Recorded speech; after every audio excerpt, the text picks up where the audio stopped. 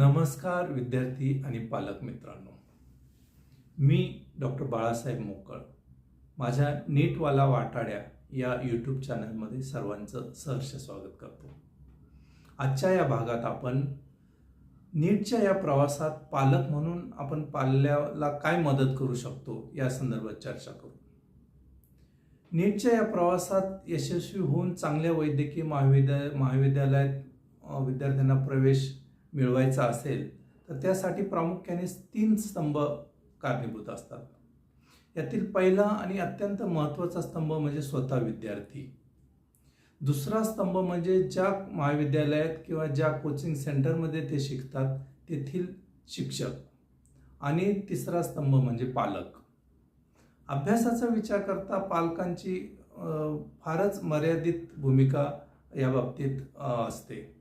परंतु अभ्यासाच्या व्यतिरिक्त इतर ज्या काही गोष्टी असतात त्या बाबतीत मात्र पालकांनी व्यक्तिशः लक्ष घातले पाहिजे. त्यातील पहिली गोष्ट म्हणजे विद्यार्थ्यांचे शारीरिक स्वास्थ्य सांभाळणे ही पालकांची महत्त्वाची जबाबदारी असते. त्यासाठी त्यांना सात्विक आणि पौष्टिक आहार दिला गेला पाहिजे. त्यांचे जेवण वेळेवर झाले पाहिजे. त्यांनी पुरेशी झोप घेतली की नाही याची देखील काळजी पालकांनी घेतली पाहिजे. या व्यतिरिक्त या 2 वर्षाच्या कालावधीत विद्यार्थी प्रचंड दडपणाखाली राहत असतात. प्रचंड मानसिक टेन्शन त्यांना असते. त्या टेन्शनमधून त्यांना मुक्त करण्याची जबाबदारी पालकांची असते. याशिवाय मेडिकलच्या ॲडमिशनसाठी किंवा नीटचा फॉर्म भरण्यासाठी जी काही कागदपत्रे लागतात त्याची जमवाजमव करण्याची जबाबदारी देखील पालकांचीच असते. ऐनवेळेस धावपळ करण्यापेक्षा आत्तापासूनच जी कागदपत्र उपलब्ध होतील ती पालकांनी जमा करण्यास सुरुवात करायला हवी. त्यासाठी आज मी कुठले कागदपत्र कुठल्या टप्प्यावर लागतात आणि ते कधी जमा करावेत याविषयी आपण चर्चा करू. सर्वप्रथम नीटचा जो ॲप्लिकेशन फॉर्म भरायचा असतो त्यासाठी जी काही कागदपत्र लागतात त्याची यादी आपण सर्वात प्रथम बघू. सर्वात महत्त्वाचं कागदपत्र म्हणजे आधार कार्ड.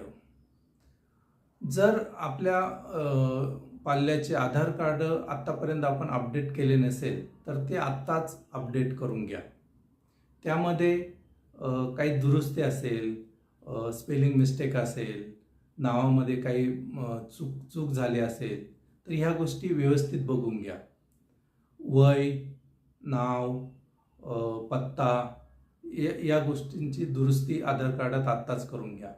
शक्यतो नाव प्रथम आडनाव, नंतर विद्यार्थ्याचे नाव आणि शेवटी वडिलांचे नाव या क्रमाने असले पाहिजे.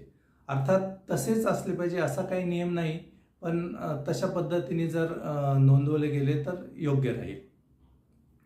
त्यानंतर दुसरं जे डॉक्युमेंट आपल्याला लागतं नीटचं ॲप्लिकेशन फॉर्म भरण्यासाठी ते म्हणजे 10th पासिंग सर्टिफिकेट. म्हणजेच 10th ज्या डॉक्युमेंटवर जन्मतारखेचा उल्लेख आहे ते 10वीचे मार्कशीट किंवा 10वीचे पासिंग सर्टिफिकेट या दोन्हीपैकी कुठले एक डॉक्युमेंट आपल्याला आवश्यक असते. त्यानंतर तिसरं डॉक्युमेंट म्हणजे 11th मार्कशीट. आत्ता जे 11वीला आहेत मुलं, 11वी पास झाल्यानंतर जी मार्कशीट भेटते ती कॉलेजकडून मागून घ्या. कारण नीटचा ॲप्लिकेशन फॉर्म भरताना त्यातील काही माहिती आपल्याला भरावी लागते. त्यानंतर जे रिपीटर विद्यार्थी आहेत त्यांच्यासाठी 12th मार्कशीट ही अत्यंत गरजेची आहे. 12th मार्कशीट आणि 12th पासिंग सर्टिफिकेट हे दोन्ही डॉक्युमेंट रिपीटर विद्यार्थ्यांनी आत्तापासूनच व्यवस्थित सांभाळून ठेवा. त्यानंतर पुढचं डॉक्युमेंट जे आवश्यक आहे ते म्हणजे पासपोर्ट साईज फोटो. ही पासपोर्ट साईज फोटो कलर प्रिंटमध्ये असावेत आणि व्हाईट बॅकग्राऊंडमध्ये ते काढलेले असावेत. चेहऱ्याचा 80% भाग त्यात समाविष्ट असावा आणि दोन्ही कान स्पष्टपणे त्यामध्ये दिसायला हवेत. याशिवाय फोटोच्या खाली जी ब्लँक स्पेस असते त्यावर विद्यार्थ्याचं नाव आणि ज्या तारखेला तो फोटो काढले ती तारीख त्यामध्ये नमूद करावी. शक्यतो रिसेंट फोटोग्राफ असणे आवश्यक आहे आणि हेच फोटोग्राफ ॲडमिट कार्ड आणि पुढे ॲडमिशन प्रोसेससाठी आवश्यक असल्यामुळे साधारणतः 25 ते 30 कॉपीज आत्ताच त्याच्या काढून ठेवा. त्यानंतर पुढील डॉक्युमेंट म्हणजे पोस्ट कार्ड साईज फोटो. याच्या पण 4-5 कॉपीज काढून ठेवा, कारण ते ॲडमिट कार्डसाठी आवश्यक असतात. त्यानंतर पुढील डॉक्युमेंट म्हणजे विद्यार्थ्याची सही. एका व्हाईट ब्लँक पेपरवर विद्यार्थ्याने सही करावी आणि त्याचा PDF तयार करून ठेवावा. त्यानंतर विद्यार्थ्याच्या दोन्ही हाताच्या अंगठ्यांचे ठसे हे देखील एका पांढऱ्या कागदावर लेटर पॅडने घेऊन त्याचा पण PDF करून ठेवा. 2023 जी नीटची परीक्षा झाली होती आणि त्यासाठी जो ॲप्लिकेशन फॉर्म भरला होता त्यावेळेस मात्र त्यांनी 10च्या 10 बोटांचे ठसे मागितले होते. मात्र 2024 मात्र असं काही त्यांनी सांगितलं नव्हतं. ज्यावेळेस नीट ॲप्लिकेशन फॉर्मचं ब्राउझर निघेल त्यावेळेस त्यामध्ये काय त्यांना अपेक्षित आहे त्यानुसार मग अंगठ्यांचे किंवा 10 बोटांचे जसे त्यांनी सांगितले त्याप्रमाणे ठसे एका व्हाईट पेपरवर घेऊन त्याचा PDF करून ठेवा. त्यानंतर ॲड्रेस प्रूफमध्ये आपले आधार कार्ड चालेल, ड्रायव्हिंग लायसन्स चालेल किंवा वोटर कार्ड असेल ते देखील चालेल. ज्या डॉक्युमेंटवर तुमच्या पत्त्याचा उल्लेख आहे असं कुठलंही डॉक्युमेंट त्यासाठी चालेल. त्यानंतर पुढील डॉक्युमेंट म्हणजे कास्ट सर्टिफिकेट. कास्ट सर्टिफिकेटमध्येही SC ST यांना जे राज्य शासनाने जे कास्ट सर्टिफिकेट आहे ते चालेल. मात्र OBC, NT, VJ, SC BC या विद्यार्थ्यांना मात्र सेंट्रलचं कास्ट सर्टिफिकेट काढून ठेवावं लागेल. कारण राज्यामध्ये जे NT, VJ या कॅटेगरी विद्यार्थी आहे त्यांची कॅटेगरी सेंटरमध्ये मात्र फक्त OBC एवढीच गृहीत धरली जाते. त्याच्यामुळे सेंट्रलचं कास्ट सर्टिफिकेट आत्ताच काढून ठेवावे. त्यानंतर एक व्हॅलिड मोबाईल नंबर जो पुढील कमीत कमी 1-1.5 वर्षासाठी बदलणार नाही असा एक मोबाईल नंबर तुम्ही ठरवून ठेवा. त्याचप्रमाणे त्या मोबाईल नंबरनुसारच एक ईमेल ID देखील तुम्ही तयार करून ठेवा की जो पुढील 1-1.5 वर्ष तरी कमीत कमी तुमचा बदलणार नाही. यानंतर पुढील जे डॉक्युमेंट्स आपल्याला आवश्यक आहे ते म्हणजे कास्ट व्हॅलिडिटी सर्टिफिकेट.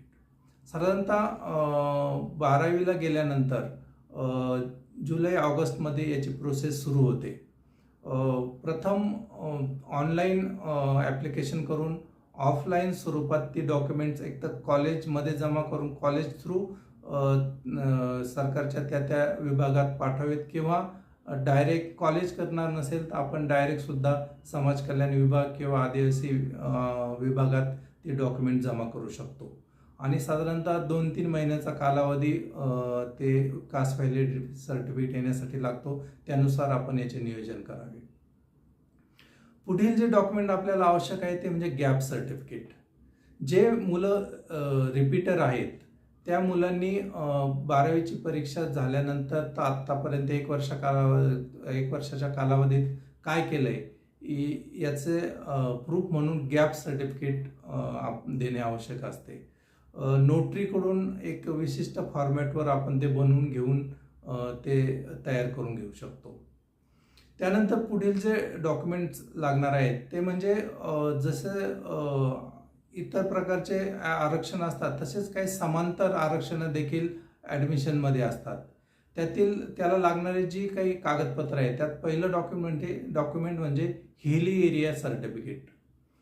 महाराष्ट्र राज्यातील काही तालुके डोंगरी तालुके म्हणून निर्देशित केले आहे. त्या डोंगरी तालुक्यातील विद्यार्थ्यांसाठी 2% जागा या राखीव असतात समांतर आरक्षणाअंतर्गत. त्यामुळे सरकारने जे निर्देशित केलेले तालुके आहेत त्या तालुक्यातील विद्यार्थ्यांनी हे हिली एरिया सर्टिफिकेट काढून घेणं गरजेचं आहे. मात्र त्यासाठी काही अटी शर्ती देखील आहेत. त्यातली पहिली अट म्हणजे हिली एरिया सर्टिफिकेट काढण्याच्या संदर्भात जे काही नियम आहेत त्यानुसार विद्यार्थ्यांच्या पालकांचं डोमिसाईल हे त्या हिली एरियातील तालुक्यातीलच असावे.